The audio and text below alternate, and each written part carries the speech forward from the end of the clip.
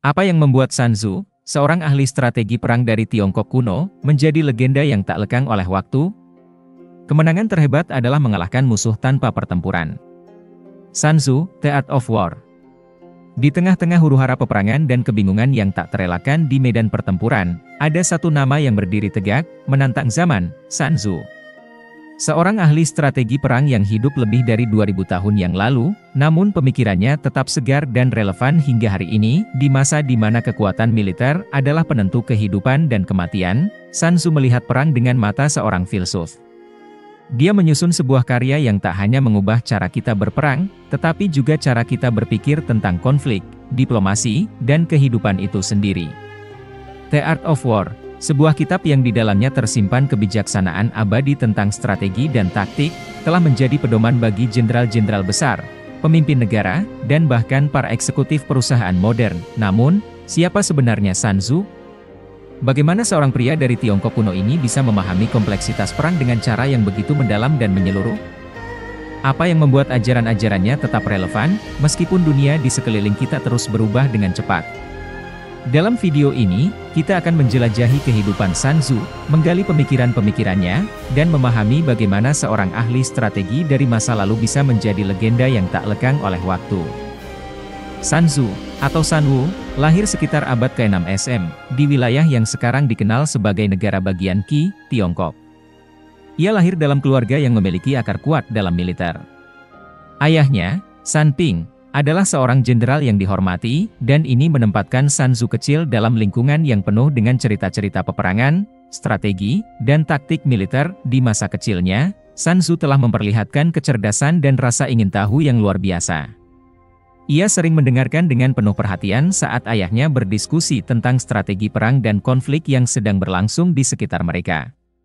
Pendidikan awal Sun Tzu tidak hanya terbatas pada seni militer, tetapi juga mencakup ajaran-ajaran Konfusianisme, yang mengajarkan nilai-nilai moralitas, keharmonisan, dan pemerintahan yang bijaksana. Meskipun tidak banyak yang tercatat tentang masa kecil Sun Tzu, satu hal yang pasti, dia tumbuh dalam lingkungan di mana konflik dan peperangan adalah bagian dari kehidupan sehari-hari.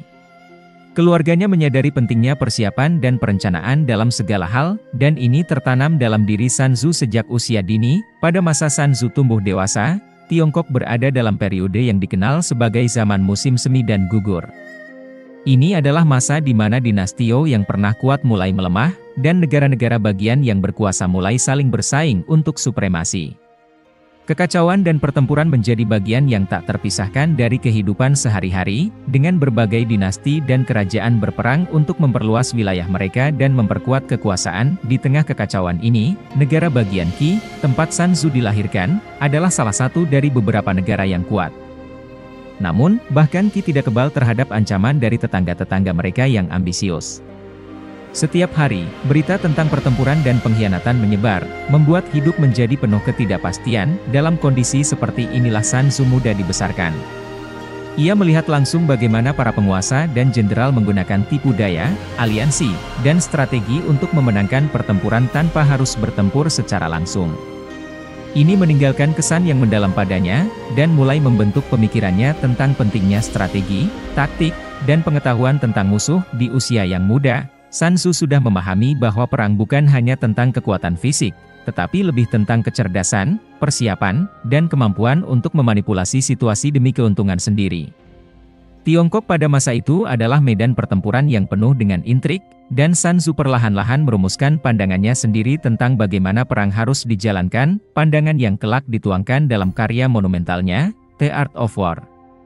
Dalam dunia yang penuh ketidakpastian, di mana setiap keputusan bisa berarti hidup atau mati, Sun Tzu mulai menyusun strategi yang akan mengubah dunia.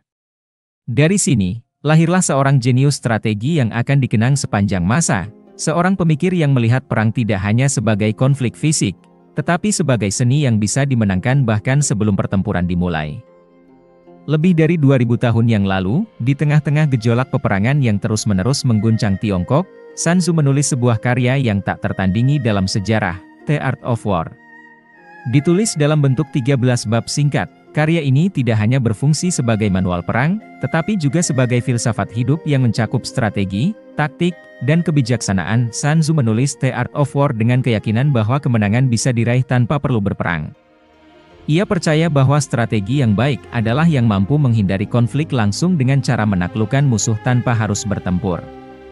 Dengan menggunakan bahasa yang padat dan analogi yang kaya, Sun Tzu merumuskan prinsip-prinsip yang mengajarkan bagaimana memahami musuh, mengeksploitasi kelemahannya, dan menggunakan kekuatan diri sendiri secara optimal. Sun Tzu menekankan bahwa intelijen adalah kunci dalam setiap strategi. Kenalilah musuhmu dan kenalilah dirimu sendiri. Dalam 100 pertempuran, kamu tidak akan pernah dalam bahaya. Pengetahuan tentang kekuatan dan kelemahan musuh dapat menjadi senjata yang lebih kuat daripada pedang. Ini menunjukkan betapa pentingnya memahami niat dan kemampuan lawan sebelum membuat langkah. Sun Tzu mengajarkan bahwa tidak ada strategi yang tetap dalam peperangan. Kondisi di medan perang selalu berubah, dan hanya mereka yang fleksibel dan mampu beradaptasi yang akan menang. Dalam peperangan, tidak ada yang konstan kecuali perubahan, kata Sun Tzu. Ini mengajarkan bahwa keberhasilan bergantung pada kemampuan untuk menyesuaikan diri dengan situasi, mengeksploitasi peluang yang muncul, dan menghindari jebakan yang bisa menjerumuskan. Sun Tzu sangat memahami pentingnya psikologi dalam peperangan. Penampilan mengelabui, jangan pernah menunjukkan kekuatanmu yang sebenarnya, adalah salah satu ajarannya. Mengendalikan persepsi musuh adalah kunci untuk mengendalikan hasil pertempuran. Ini berarti bahwa taktik yang menciptakan kebingungan, keraguan, atau ketakutan di antara musuh bisa lebih efektif daripada serangan langsung. Di masa lalu, banyak jenderal besar yang mengadopsi ajaran Sun Tzu dalam pertempuran. Salah satu contoh paling terkenal adalah dalam pertempuran Chibi pada abad ketiga, di mana strategi tipu muslihat dan kecerdikan mengalahkan kekuatan yang jauh lebih besar. Pasukan yang lebih kecil menggunakan jebakan dan serangan kejutan untuk menghancurkan armada musuh yang besar. Sejalan dengan ajaran Sun Tzu tentang menggunakan kelemahan lawan untuk keuntungan sendiri, ajaran Sun Tzu tidak hanya terbatas pada medan perang. Di dunia bisnis modern, The Art of War seringkali dijadikan panduan untuk merumuskan strategi perusahaan. Dalam persaingan bisnis, memahami pasar, memprediksi gerakan kompetitor, dan beradaptasi dengan perubahan adalah kunci untuk sukses, mirip dengan bagaimana jenderal-jenderal masa lalu harus memahami medan perang. Perusahaan besar seperti Apple dan Google menggunakan konsep-konsep dari The Art of War dalam strategi inovasi dan pemasaran mereka. Serang di mana mereka lemah, bertahan di mana mereka kuat, bisa diartikan sebagai, fokuskan sumber daya pada produk unggulan dan cari celah di pasar untuk memenangkan persaingan. The Art of War bukan hanya sebuah buku tentang perang, itu adalah panduan tentang bagaimana mencapai kemenangan dalam situasi apapun, di medan perang, di ruang rapat, atau dalam kehidupan sehari-hari. Prinsip-prinsip yang digariskan oleh Sun Tzu lebih dari sekadar strategi. Mereka adalah seni untuk memahami dan memanfaatkan keadaan dengan cara yang paling efektif. Dan itulah mengapa, 2000 tahun setelah ditulis, ajaran Sun Tzu tetap relevan dan terus diterapkan di seluruh dunia. Sejak The Art of War ditulis, ajaran Sun Tzu telah menjadi pedoman utama dalam seni peperangan di Tiongkok. Dari dinasti Han hingga dinasti Tang, para kaisar dan jenderal mengandalkan strategi yang dirumuskan oleh Sun Tzu untuk mempertahankan dan memperluas wilayah mereka. Salah satu contoh paling signifikan adalah pada masa dinasti Han, ketika Jenderal Han Xin menggunakan taktik tipu muslihat dan kecerdikan yang terinspirasi oleh Sun Tzu untuk memenangkan pertempuran dan menyatukan Tiongkok di bawah satu bendera, di era dinasti Tang. Strategi Sun Tzu sekali lagi terbukti efektif dalam memperluas kekaisaran ke wilayah yang sekarang menjadi bagian dari Asia Tengah. Di sini, taktik serangan cepat dan mobilitas yang fleksibel memungkinkan pasukan Tang untuk mengalahkan musuh-musuh mereka yang lebih besar dan lebih kuat.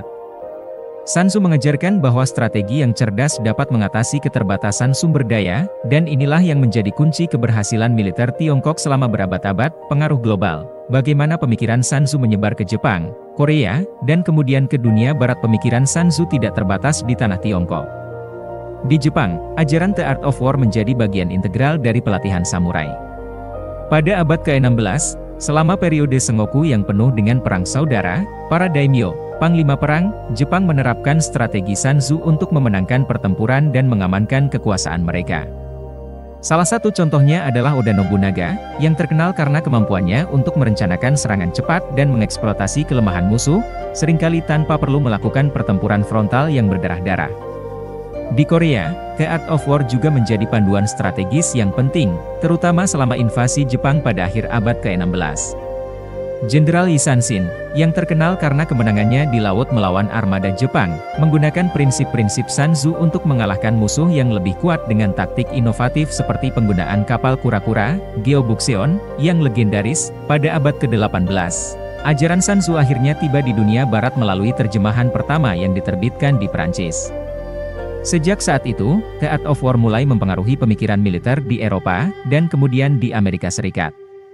Jenderal-jenderal barat mulai menerapkan prinsip-prinsip Sun Tzu dalam pertempuran mereka, menjadikan karya ini sebagai panduan universal dalam seni peperangan.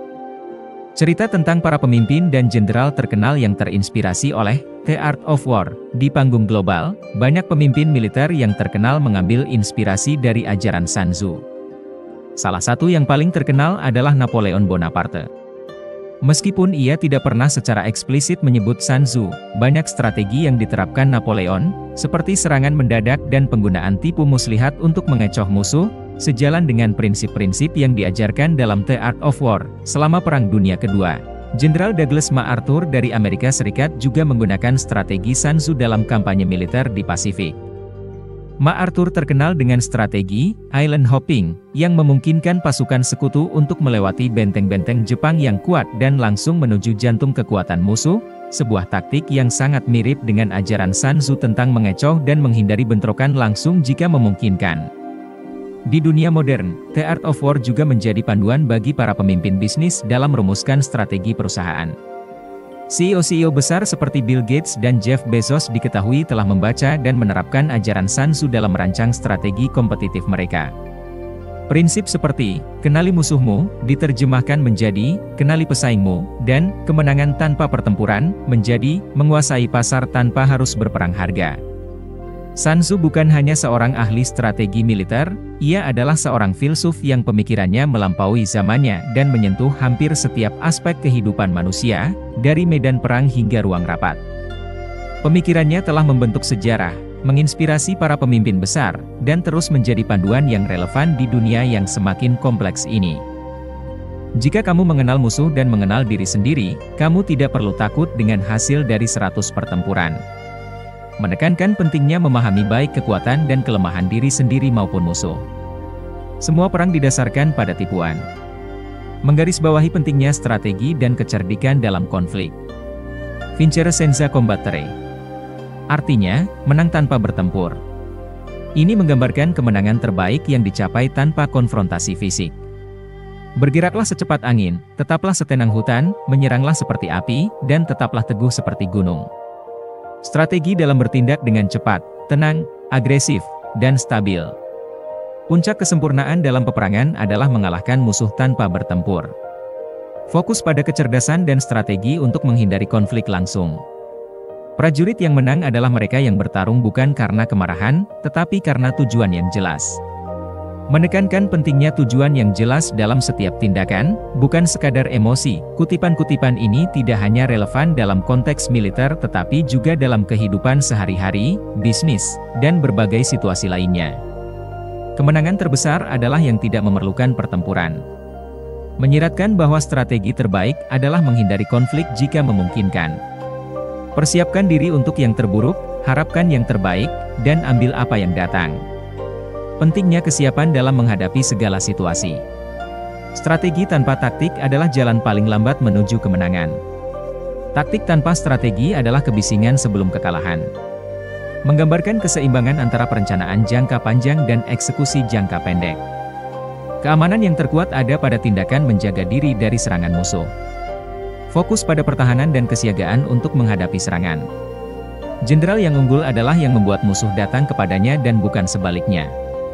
Menekankan pentingnya kendali dalam pertempuran. Tidak ada yang lebih sulit daripada seni manuver. Menyatakan bahwa gerakan strategis dalam peperangan memerlukan keterampilan dan kecerdasan yang tinggi. Kenali medan perang dan medan tempur, maka kemenangan akan menjadi milikmu. Menunjukkan pentingnya pemahaman lingkungan dalam strategi militer. Beradaptasi dan fleksibel, tidak ada dua medan pertempuran yang sama. Menggarisbawahi pentingnya kelincahan dalam menghadapi situasi yang berubah. Jenderal yang cerdas tidak hanya merencanakan kemenangan, tetapi juga memastikan kekalahan musuh. Strategi untuk memastikan dominasi total dalam konflik. Dalam perang, biarlah yang hebat mengawali, dan yang lemah mengikuti. Menekankan peran kepemimpinan yang kuat dalam peperangan. Seranglah di mana musuh tidak siap, muncul di tempat yang tidak diharapkan. Mengajarkan pentingnya elemen kejutan dalam taktik. Perang adalah urusan vital bagi negara, kehidupan dan kematian, jalan menuju keselamatan atau kehancuran. Menggambarkan betapa krusialnya perang bagi nasib sebuah bangsa. Lemparkan musuh ke dalam kekacauan, dan serang ketika mereka tidak siap. Strategi untuk memanfaatkan kelemahan musuh. Bergeraklah seperti air, fleksibel, tanpa bentuk, namun menghancurkan. Menggambarkan pentingnya keluasan dan adaptasi dalam strategi. Keberanian tanpa kehati-hatian adalah kehancuran, kehati-hatian tanpa keberanian adalah ketidakberdayaan. Menunjukkan keseimbangan antara keberanian dan kebijaksanaan. Musuh yang tidak bisa dilihat, tidak bisa diserang. Pentingnya menyembunyikan niat dan strategi. Pertahanan terbaik adalah ketidaktahuan musuh tentang kekuatan kita. Menekankan pentingnya menjaga rahasia strategi dan kekuatan. Gunakan kekuatan kecil untuk melawan kekuatan besar, gunakan kekuatan besar untuk melawan kekuatan kecil. Strategi dalam mengalokasikan sumber daya secara efisien. Ketahui kapan harus bertarung dan kapan tidak, itu adalah seni kemenangan. Mengajarkan pentingnya pemilihan waktu yang tepat untuk berperang. Jenderal yang unggul adalah yang mampu menyesuaikan strategi sesuai dengan perubahan keadaan. Menekankan pentingnya fleksibilitas dalam perencanaan.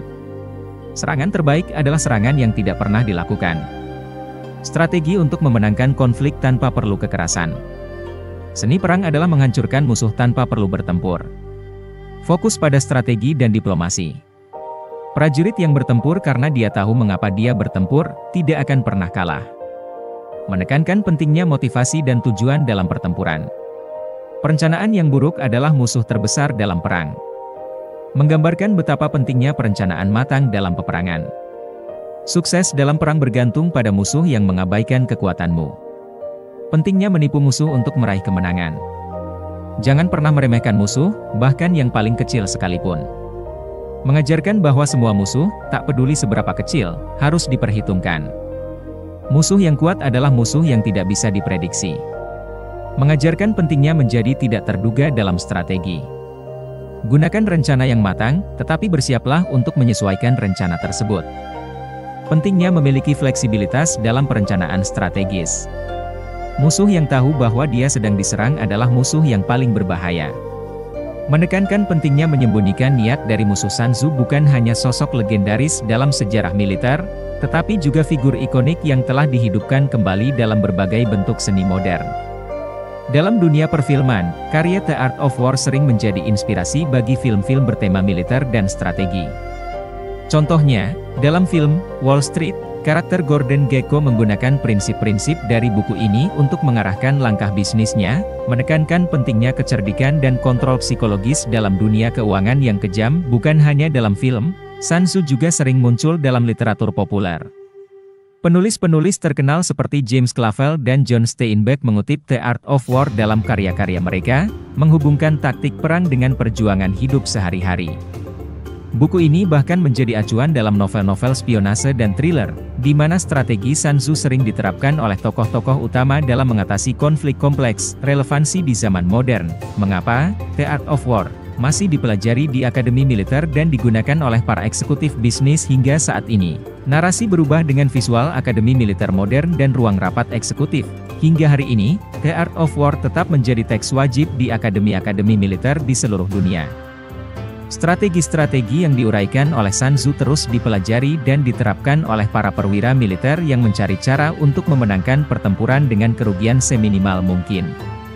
Ajarannya tentang pentingnya intelijen, fleksibilitas, dan pemahaman mendalam tentang musuh masih sangat relevan dalam medan perang modern, di mana teknologi dan informasi menjadi senjata utama. Tak hanya dalam militer, The Art of War juga menjadi bacaan wajib bagi para eksekutif bisnis. Di dunia bisnis yang kompetitif, prinsip-prinsip Sun Tzu digunakan untuk merumuskan strategi korporat, mengelola krisis, dan memenangkan pasar. CEO-CEO terkenal, seperti Jeff Bezos dan Elon Musk, dikabarkan mempelajari ajaran Sun Tzu untuk mengambil langkah-langkah strategis dalam mengembangkan perusahaan mereka. Dalam dunia yang bergerak cepat, fleksibilitas dan kemampuan untuk memprediksi langkah lawan menjadi kunci kesuksesan, sebuah pelajaran langsung dari ajaran Sun Tzu. Relevansi Sun Tzu hari ini, apa yang bisa kita pelajari dari Sun Tzu dan bagaimana ajarannya bisa diaplikasikan dalam kehidupan sehari-hari. Sun Tzu mengajarkan bahwa kemenangan sejati datang dari memahami diri sendiri dan lawan, serta dari kemampuan untuk beradaptasi dengan perubahan. Di dunia yang semakin kompleks dan penuh tantangan, ajaran Sun Tzu menjadi lebih relevan dari sebelumnya. Dalam kehidupan sehari-hari, kita dapat menerapkan prinsip-prinsipnya untuk mengatasi konflik, membuat keputusan yang bijak, dan mencapai tujuan kita dengan cara yang efektif dan efisien. Jika kamu mengenal musuh dan mengenal diri sendiri, kamu tidak perlu takut dengan hasil dari 100 pertempuran. Sun Tzu, mari kita belajar dari kebijaksanaan Sun Tzu dan menerapkannya dalam setiap aspek kehidupan kita. Dengan memahami ajaran-ajarannya, kita tidak hanya akan menjadi lebih bijak dalam menghadapi tantangan, tetapi juga akan mampu meraih kemenangan yang lebih besar, dalam perang, dalam bisnis, dan dalam kehidupan.